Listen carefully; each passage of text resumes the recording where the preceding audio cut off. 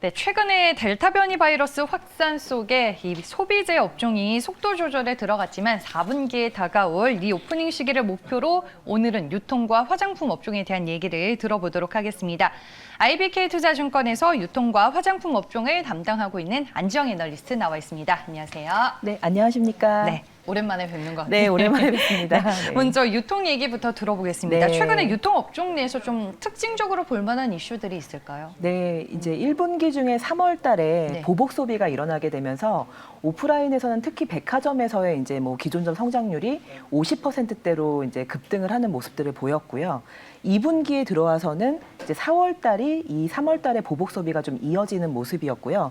그래서 이제 뭐 백화점 3사를 예를 들어서 좀 뭐 동향 파악을 좀 말씀을 드리면 롯데가 2분기에 이제 기존점 성장률이 약 10% 정도, 그리고 현대도 약 12%, 신세계도 약 20% 정도로 이제 굉장히 견조한 두 자릿수의 성장세가 유지가 되는데요. 특히 이 2분기 중에서도 4월 달이 이제 굉장히 뭐 각사가 다 20% 이상의 고성장세를 유지를 했습니다. 근데 그런 반면에 이제 5월 달, 6월 달로 오면서부터는 뭐 이제 느끼셨겠지만 약간 기상악화로 비도 많이 내리고 네. 그다음에 이제 코로나19로 인해서 작년 5월과 6월 달이 오프라인 대형 유통업체들에게는 가장 좀 그 안 좋은 그 저점을 좀 확인했던 시기이기 때문에 5, 6월부터는 약간 이 이제 보복 소비가 좀 대면 소비로 좀 안정화되면서 성장률은 하향 안정화가 되지만 이제 오프라인 쪽으로 좀 약간 넘어오는 분위기들이 좀 확인이 되고 있고요. 근데 이제 이러한 뭐 긍정적인 두 자릿수의 성장세 속에서 단연코 이제 핵심이 되는 거는 명품 소비다. 네. 네. 그래서 이제 이 말씀드린 것처럼 4월 달에는 평균적으로 뭐 20%, 30%의 기존전 성장률을 유지를 했고 5월 달 들어와서는 이 부분이 약간 이제 하향 안정화가 되는 모습인데요. 그럼에도 불구하고 여전히 이제 명품 카테고리는 각사별로 모두 약 30%에서 50% 사이의 고성장세를 유지를 하고 있습니다. 네. 명품이 그야말로 뒷받침을 네. 하고 있는 상황이네요. 네네. 일부 브랜드 같은 경우에는 뭐 오픈런까지 있을 네네. 정도로 지금 뭐 사고 싶어도 살 수가 없는데 네. 편의점 쪽은 그러면 어때요? 백화점은 이렇다면? 네, 편의점 같은 경우는 이제 1분기보다는 4월 달 들어서 아마 기억해 보시면은 이제 계약이라든가 뭐 학원가라든가 이런 특수 입지들이 네. 이제 약간 4월 달에 이제 계약 개강 이슈를 통해서 좀 기존전 성장률이 좀 회복이 됐었고요.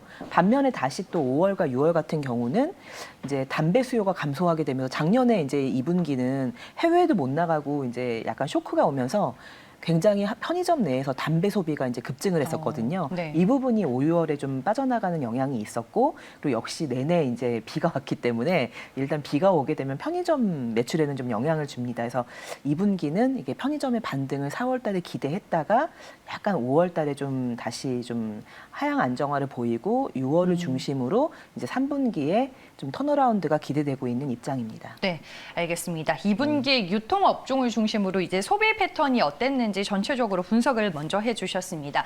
유통업종 하면 또 이마트 얘기를 빼놓을 수가 없는데 이베이코리아 지분을 인수를 하게 됐습니다.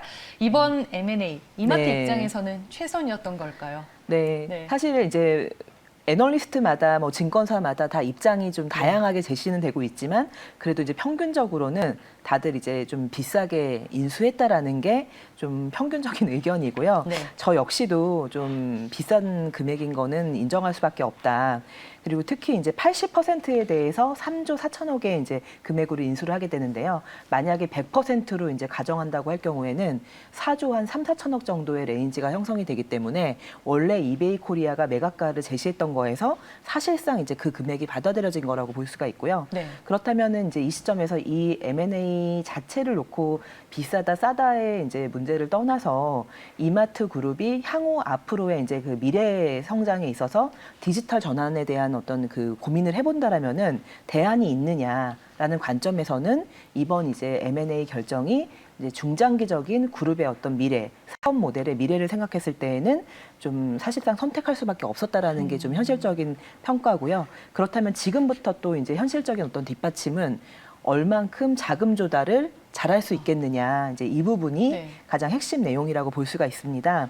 그래서 현재 지금 이마트가 가지고 있는 이제 보유 현금은 약 1조 5천억에서 2조 원 정도로 좀 파악이 되고 있고요. 그러니까 회사 자체는 순차입금을 갖고 있는 회사입니다. 근데 이제 1조 5천억에서 2조 원 정도의 이제 보유 현금을 가지고 있는 거는 지난 2년간 회사가 가지고 있는 영업용 자산 및 비영업용 부동산 자산에 대해서 지속적으로 매각을 해왔고요. 이 매각 대금이 이제 계속 유입됨으로 인해서 이제 M&A에 대한 자금 조달을 연결할 수 있는 그런 좀 뒷받침이 될 것으로 좀 보이고 있습니다. 네. 네, 알겠습니다. 디지털 전환을 가속화하기 위해서는 이제 필수적인 네. 요인이었다라는 부분이 있는데 네. 인수 이후가 앞으로는 또 중요한 부분이 네. 되지 않을까라는 생각을 맞습니다. 다시 한번 네. 해보겠습니다.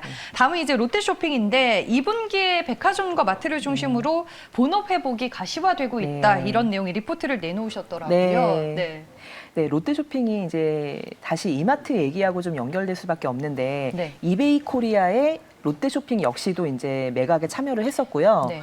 오히려 이제 롯데쇼핑이 지난 2년 가까이 자산 매각을 아주 적극적으로 했기 때문에 오히려 지금 보유하고 있는 현금은 3조 원이 좀 훌쩍 넘어가는 규모로 당장 M&A가 가능했던 건 어떻게 보면 이제 롯데쇼핑이라고 할 수가 있습니다. 그러네요. 예, 네. 그럼에도 불구하고 지난 10년 동안 롯데쇼핑의 M&A 전략을 보게 되면은 다소 약간 주도 면밀하지 못하고 먼저 좀 적극적으로 나갔던 부분들이 오히려 향후에 인수하고 난 다음에 PMI 부분에서 좀 많은 문제점들이 지적이 됐었습니다. 그럼에도 불구하고 이제 그런 양력에 비추어 볼 때 이번에 이베이 코리아를 갖다 덥석 인수하지 않은 거는 롯데 입장에서는 과거와는 다르게 굉장히 신중한 이제 행보를 보인 거고요. 그런 측면에서는 좀 회사가 뭔가 전략적으로 좀 쇄신하려는 노력들이 좀 보이고 있다라고 판단이 되고 있고요.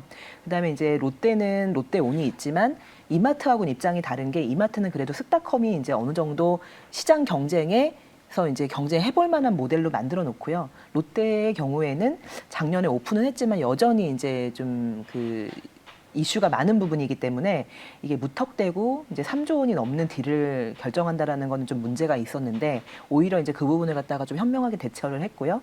그다음에 특히 지난 2년 동안 구조조정하게 되면서 백화점 부분이 이번에 이제 업계 동향에 턴어라운드 할 때 같이 편승해서 이제 1분기에 이어서 2분기에도 이제 국내 오프라인 채널 가운데서는 백화점의 실적 개선이 가장 좀 두드러진 것으로 이렇게 좀 추정이 되고 있기 때문에 이런 면에서 본다면은 롯데는 그동안 제가 중립 의견을 유지를 했다가 네. 이런 측면에서 좀 저점은 지난 것으로 확인된다라고 판단이 돼서 투자 의견을 매수로 전환을 했습니다. 네. 롯데쇼핑에 대한 뷰를 상향 조정했다라고 말씀하셨는데 롯데 입장에서도 지금 디지털 전환에 좀 속도를 내야 하는 상황이죠. 네, 그렇습니다. 지금 업계가 올해 이제 상반기를 보게 되면은요. 네. 뭐 7월 1일자로 GS 리테일과 GS 홈쇼핑 간의 이제 합병이 얼마 전에 이루어졌고요. 그리고 작년 연말 기준으로 소매업 안에서 온라인의 침투율을 본다라면은 작년 12월이 52.7%로 가장 정점을 찍었고요. 네. 올해 1분기 중에 그다음에 2분기에 와서도 오히려 작년 연말보다는 좀 하향 안정화되는 그런 추세들이 확인되고 있기 때문에 어떻게 보면 오프라인 유통업체에서는 더 이상 이런 이제 시점을 넘길 수가 없다. 네, 그리고 또 온라인 업체 입장에서 봤을 때는 과열됐던 온라인으로의 전환이 작년 연말에 좀 피크를 찍고 지금 당분간은 약간 숨고르기 하는 입장에 있기 때문에 매각하고자 하는 이제 온라인 그 미국 입장에서는 빨리 이제 한국 시장에 이런 상황이 형성됐을 때 매각하고자 하는 의지가 강했던 것 같고 네. 반면에 이런 매각에 적극적인 합병에 적극적인 경우들 보게 되면은 오프라인이 근간이 됐던 대형 유통업체들이 온라인 전환을 위해서 뭐 인수합병이라든가 기존의 사업 계열사 간의 합병을 갖다가 좀 적극적으로 진행을 한 것들이 좀 확인이 되고 있습니다. 네, 알겠습니다. 유통업종 얘기는 여기까지 듣도록 하겠습니다. 다음은 이제 화장품 업종 얘기로 넘어갈 네. 텐데 지난 6월 중국에 이제 온라인 쇼핑 축제 기간 동안 국내 화장품 브랜드들의 활약이 돋보였다. 이런 기사를 저도 많이 보기는 네. 했어요. 네. 최근 화장품 시장의 동향은 네. 어떤가요? 네. 그러니까 이게 이제 이 행사에서 참여했던 한국 화장품들의 경우에는 당연히 전년 대비 뭐 50%에서 뭐 70%에 가까운 성장성을 보였기 때문에 이제 그런 측면에서는 뭐 활약이 좀 긍정적이다라고 판단할 수 있겠지만 네. 또 이제 상위 리그를 비교한다면 중국 안에서는 지금 시장 자체가 글로벌 브랜드들과 중국 로컬 브랜드들의 이제 경쟁이 치열한 상황입니다. 네. 이렇기 때문에 그 안에서의 순위를 본다 그러면은 약간 K뷰티가 살짝 작년 연말에 있었던 광군절보다는 약간 그 순위가 좀 밀린 부분이 있고요. 지금 중국 로컬 업체들에게 좀 뒤처지고 있는 네, 상황이에요. 그러니까 중국 로컬에서 네. 이제 럭셔리 부분은 글로벌 업체들한테 약간 이제 경쟁에서 좀 과열되는 부분들이 확인되고요. 네. 또 색조 기준으로 보게 되면은 뭐 이제 상위 10위 안에 들어가는 회사들을 보게 되면은 거의 지금 과반수 이상이 중국 로컬 업체들이 뭐 1등까지 차지하게 되는 그런 상황입니다. 오, 지금 표 나오고 네, 있는데 1, 네. 2위 업체가 어디예요, 그러면? 예, 1등 업체가 지금 화시즈라고 하는 중국에 이제 런칭된 지 3년밖에 안 된 중국 로컬 브랜드고요. 네. 중국의 이제 MZ 세대들에게 각광을 받고 있는 브랜드고요. 2등은 많이 보셨죠.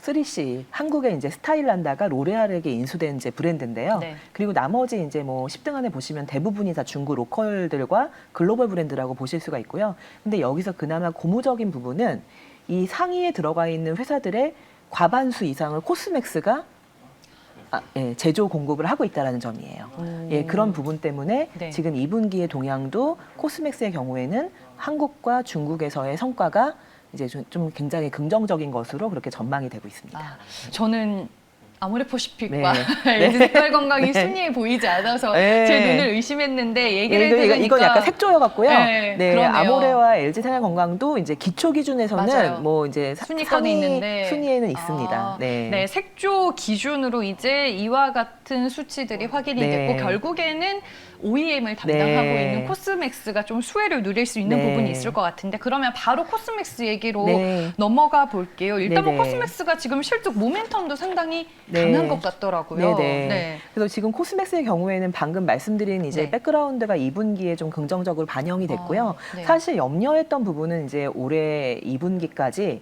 작년 1, 2분기를 보게 되면 손소독제 매출이 워낙 컸기 때문에 올해 1, 2분기는 그 손소독제로 인한 좀 감액이 우려가 됐었는데요.